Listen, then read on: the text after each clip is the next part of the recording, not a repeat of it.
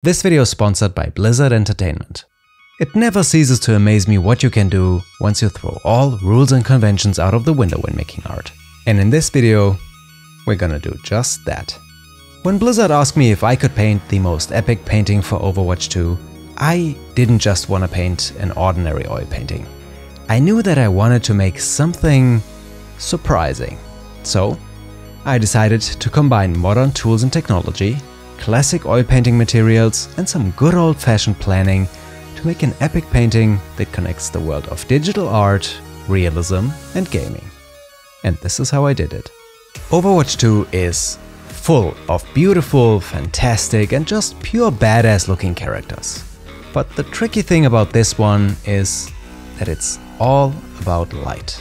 Shining, sparking, glowing light.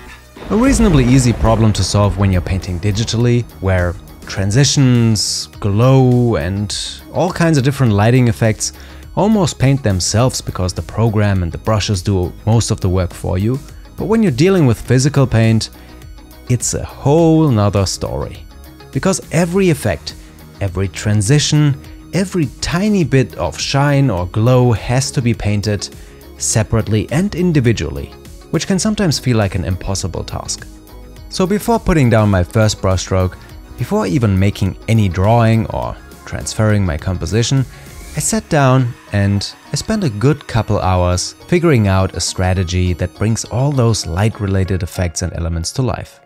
And the best way to do that, at least that I know of, is to use the light of the painting surface itself. I decided to mask off all the brightest lighting effects in the painting to make sure that they stayed completely untouched and white until the very end.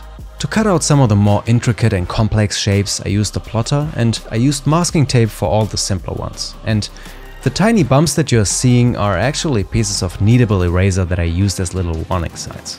This way I could make sure that I don't even come close to painting over any of the lighting effects.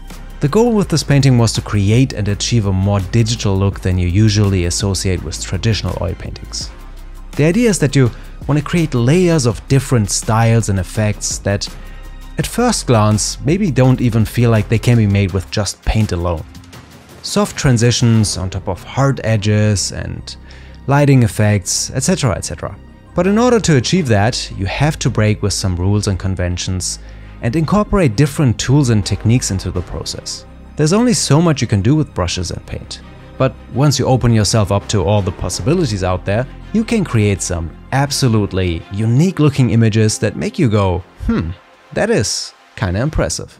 I encourage every creative person to experiment, think outside the box, and challenge all the so-called rules and conventions on a regular basis. You'll be surprised what's possible once you aren't limited by any rules, conventions, and tools anymore. I know many painters, for example, that detest the idea of using aids and tools in quote-unquote traditional paintings. How dare you use rulers or, even worse, stencils in your art? Well, the answer of course is because I'm gonna make a frickin' epic painting and that's what I need to do it. And that's not even the dumbest rule I've heard. My favorite is still real artists don't wear gloves, but the point is, we live in the 21st century and not the 16th. We can use all kinds of different tools and machines and programs and yes, even artificial intelligence to help us bring our visions to life. So why not make use of that? Stencils are just one such tool, but you can also mix different tools, materials and processes to create all kinds of different effects, which is precisely what I wanted for this. I have to say, the more I studied and analyzed the character in preparation for this painting, this is the Junker Queen by the way, if you're not familiar with her yet, the more I fell in love with her and her design. She looks absolutely badass and her Greek mythology, Zeus-inspired look is pure awesomeness if you ask me, and incredibly fun to paint. From a body armor with all kinds of different textures, surfaces and materials to a weapon that's chock full of bits, gears and ornaments. And I actually have some cool news for you, because Blizzard was kind enough to give away 5 Overwatch Season 2 Battle Pass codes that unlock the latest mythic content, including this epic skin for the Junker Queen. And all you have to do is just watch the video, because all 5 coats are hidden somewhere in this video. I'm not gonna lie, this is a lot of fun. I don't think I've ever painted anything like this. At least not in this way, and certainly not at this scale. But since the character is so detailed and there's so much going on, her weapons, her armor, all the intricate details and different shapes and bits and pieces, it's taking me quite some time to get to the real interesting stuff, which is going to be all the glowing effects that the character actually has. But we're getting there. I just have to fill out the last of her armor pieces, and then we can get to the real good stuff. After working on her body, face and weapon for a while, I got to work on one of my favorite features, which is this giant shoulder piece that looks like a freaking epic metal falcon or hawk. By now you know how much I love painting metal, so painting this here made me feel like a kid in a candy store. Painting the gauntlet, on the other hand, definitely less fun. This part was tedious. It has so many different planes, angles, sharp lines and reflections that painting this felt like a never-ending circle of mixing paint, cleaning brushes and switching colors. It comes together fast when you see it cut together in the video, but in real life, where every color has to be mixed separately, it kinda takes forever.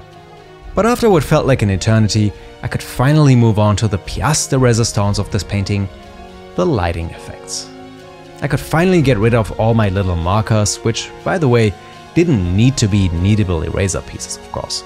You could use pieces of tape or even post-its, but I kinda wanted to make sure that there's really absolutely no way for me to paint into those areas, so I decided to use this slightly unusual looking method here. But thanks to that, I could use the white of the canvas to paint all the different glowing light sources, similar to how you would do it with watercolor, instead of having to use tons and tons of white paint. Fun fact, when you have a decent painting surface, the widest and brightest part of a painting will always be the canvas itself. No amount of white oil paint in the world will look as bright as a properly prepared white canvas. And when used to your advantage, this fact can create some absolutely unique effects that almost rival the looks of digital art in terms of brightness and vibrancy. But in order to take advantage of this little trick, I needed to make sure that the entire process of this painting was planned from the very beginning. Because if you don't, the result might look a bit different. Okay, now before I continue and we can see the full effect of what I'm doing here, I actually want to show you something. What I wanted to show you is this abomination here. This painting here was painted by me probably over 20 years ago as a teenager. And the funny thing is that this is actually my first oil painting. And my first oil painting and my latest oil painting that I'm painting right now have kind of a similar theme going on here. It's all about light and lighting effects and glow, but this is a complete fail. So this is how not to do it. And today I'm gonna show you how I do it today.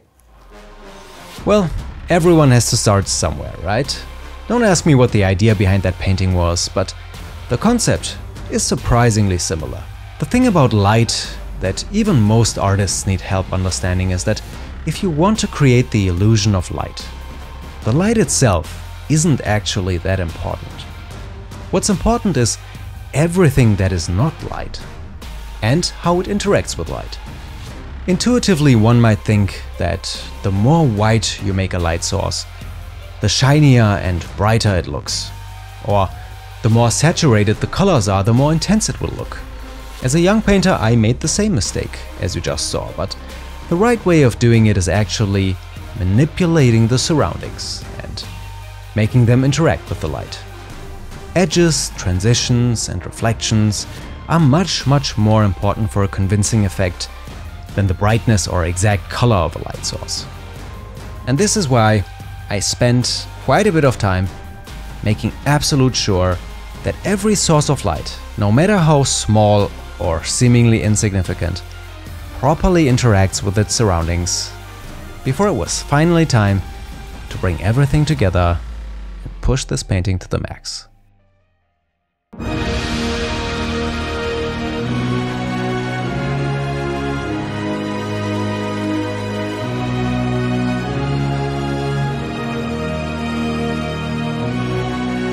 And if that isn't an epic painting for an even more epic character, I don't know what is. What a badass looking character, what a cool looking game, and what an epic project. I'd love to thank Blizzard for making this possible. I can't tell you how much I enjoyed painting this, and now I can't help but wonder how cool it would be to paint some of the more out there characters with even more unique designs. But how about you guys? Would you like to see more paintings like this that blend the world of digital art and realism? Or which characters would you like to see next? Or should I start tackling some more challenges? Mini painting, anyone? Friends, I hope you enjoyed watching this painting come to life as much as I enjoyed making it. Thanks so much for watching. Enjoy some juicy close-ups. Thank you all for your support, especially my Patreon supporters, and I see you in the next video. Have a good one.